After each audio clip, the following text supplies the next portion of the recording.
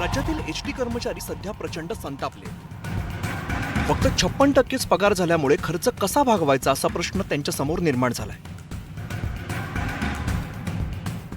परिणामी परिवहन मंत्री प्रताप सरनाईक यांचाही पारा चढला. अजित पवारांच्या खात्याकडे आम्ही भीक मागत नाही तर अधिकार मागतो अशा शब्दात सरनाईकांनी त्यांची खटखट व्यक्त केली. पगार जसा शासकीय कर्मचाऱ्यांना वेळेवर दिला जातो तशाच पद्धतीने एसटी कर्मचाऱ्यांना सुद्धा वेळेवर पगार दिला पाहिजे आणि ती वित्त खात्याची जबाबदारी आहे. आम्ही काय वित्त खात्याकडे भीक मागत नाही, आम्ही आमचा अधिकार मागतो आणि तो अधिकार जर वेळेत पोहोचत नसेल तर ते अयोग्य आहे. प्रताप सरनाईकांच्या वक्तव्यामुळे पुन्हा एकदा इतिहासाची उजळणी झाली.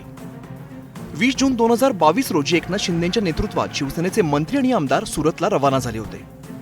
अजित पवार निधी देत नाहीत, अजित पवार शिवसेना संपवायला निघाले त्याचा आरोप यावेळेला करण्यात आला होता. मात्र मवियाच्या सरकारनंतर आता महायुतीच्या सरकारमध्ये सुद्धा अजित पवार निधी देत नसल्याचा आरोप सुरू झालाय.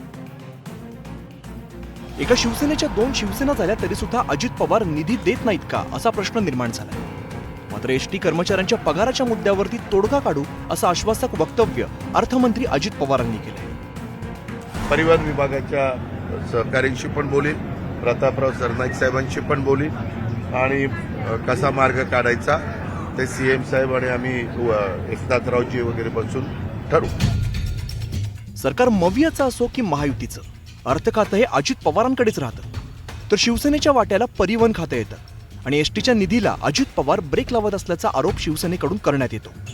हे दुष्टचक्र कधी थांबतं आणि एसटी कर्मचाऱ्यांना वेळेत पूर्ण पगार कधी मिळतो याकडे राज्याचं लक्ष लागलंय.